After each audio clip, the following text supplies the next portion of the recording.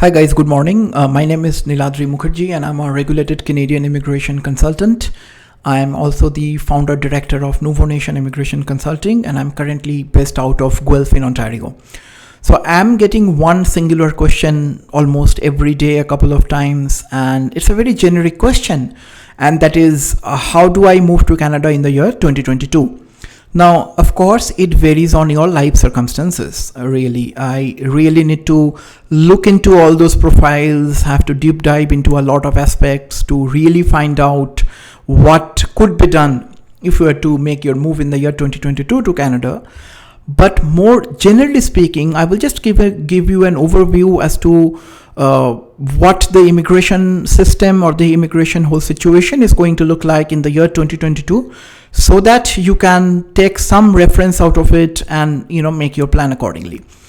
So if you talk about express entry system, right, there has not been a single express entry draw from the time of December 2022 till the time we are making this video, which is 21st of December 2021. There has not been a single express entry draw for outside Canada candidates, right? I know people sitting with a CRS score of 470, 480, 490, but they're not being picked up as yet because there is no draw as such, right?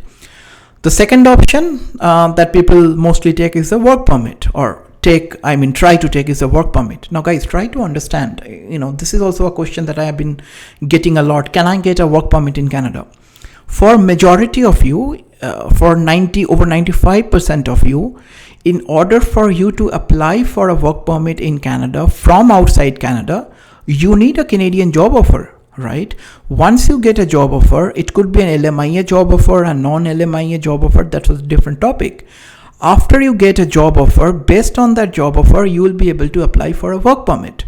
Now, the biggest crux of this whole puzzle is getting a job offer from outside Canada, which is like finding a gold mine, to be very honest with you, right? During COVID, even prior to COVID as well, getting a Canadian job offer has never been an easy, and it will never be easy in future as well. And I am talking about the legal job offer. And guys, for heaven's sake, please do not pay any money to anybody that is sort of promising to give you a guaranteed job and whatnot. Those are the criminal offenses in Canada, and if you are caught, you will probably be facing a life ban in Canada, right? So do not take those approach. So getting a legitimate job offer from a Canadian employer from outside Canada is probably next to impossible. It's not really impossible, but it's very, very difficult. So that really and I'm not really touching upon with all the investor options like owner operator, startup visa, and because those are for very specific people and requires a very high level of investment as well as legal fees. For majority of the people, so what we are left with is the student option.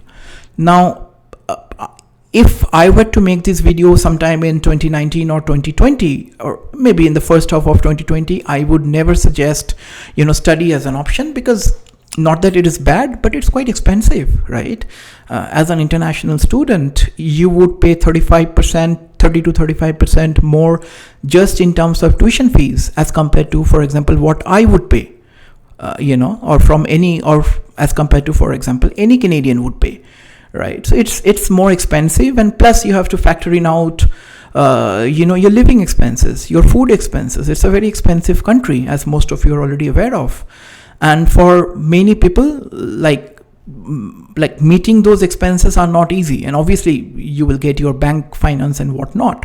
But guys, just try to understand, we are at a very weird sort of a situation as of now, whereas the government is prioritizing, and if my guesstimation is correct, the government will continue to be prioritizing on the temporary residents and giving them any sort of means for them to convert the temporary residency status into permanent residency once, provided they qualify to apply onto any of these programs, right? For example, we all know about the TR to PR pathway, which has given permanent residency to our many individuals, right? There has been a lot of CEC draws, the Canadian Experience Class draws in the year 2021. But there has not been a single express entry draw in the year 2021.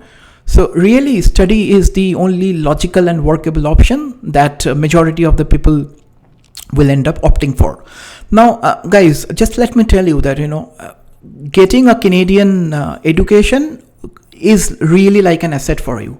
It's expensive, as I mentioned. The whole process is going to cost you a lot of money, right? Depending on obviously which course you take, whether it's a 1-year course or a 2-year course, where you stay, your kind of accommodation, your lifestyle and everything else.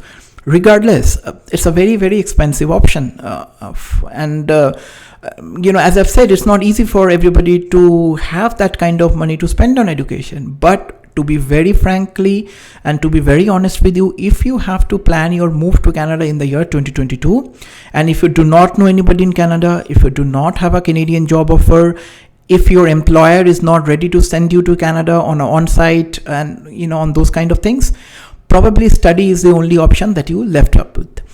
Now, planning your study is a different topic altogether, right? This is also a question that I get quite a lot, that I am 35-year-old with 15 years of education, or maybe 15 years of education and 10 or 12 years of work experience.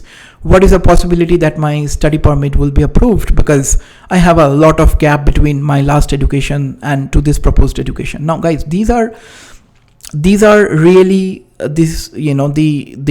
would say the case specific options that I really have to sit with you to understand all the aspects and everything else. But generally speaking, your age, your stage of life, for example, by stage of life, I mean whether you are single or married or divorced or in a common law relationship or whatsoever, like a stage of life, your marital status, your work experience, your gap between the last study and your proposed study in Canada really have nothing to do, or I will not say nothing to do, but really have no legal impact as far as your proposed study visa acceptance of Canada is concerned.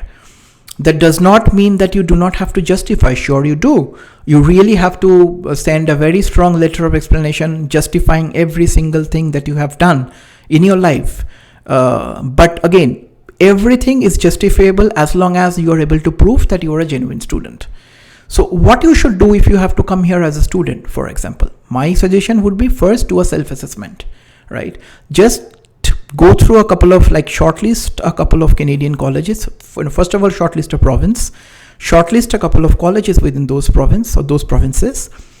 Talk to them, send them email. They have their own marketing team and their social media team and whatnot, and they're very they will be very happy to help you out with, right? Because international students are the cash cows for them, so they will be all ready to help you out. Try to get as much information as possible from the colleges directly, and probably you should not head out to those so-called educational consultants. Those are sitting in your home country, whose only objective is to send you to any college that gives them higher commission, right? Do your own research. Talk to the colleges, talk to their their respective teams. Try to get an idea about the fees, and also sort of try to figure out what would your expenses would be for 1 year, 2 year, for your studies in Canada. Then try to first of all see whether you think you will be able to financially qualify into that, right? And then decide what you want to do. So if it's something that you really want to do, proceed to the next step. Now, next step would obviously be your study visa preparation. Now, guys, try to understand, getting an admission letter from a college is very different from having your study visa approved. Now, this is also a very different topic that requires me to do a little bit of deep diving, and I will do a next video on this topic. But if you think you are confident in doing the application on your own, if you think you are confident in submitting a full proof application on your own, do that on your own. Go ahead. If you need any professional assistance, please work with somebody that is licensed, right? It has to be, if you end up working with a Canadian immigration lawyer, that lawyer needs to be licensed by the respective law association of that province. If you end up working with a Canadian consultant, like for example myself, that Canadian consultant has to be registered with the College of Canadian Immigration and Consultants, right? Do work with a licensed representative if you need somebody to help you out with study permit application. If you need my professional assistance, please feel free to drop me a line. I'll put the email ID in the video description, and I'll be more than happy to assist you. See you guys in the next video. Thank you.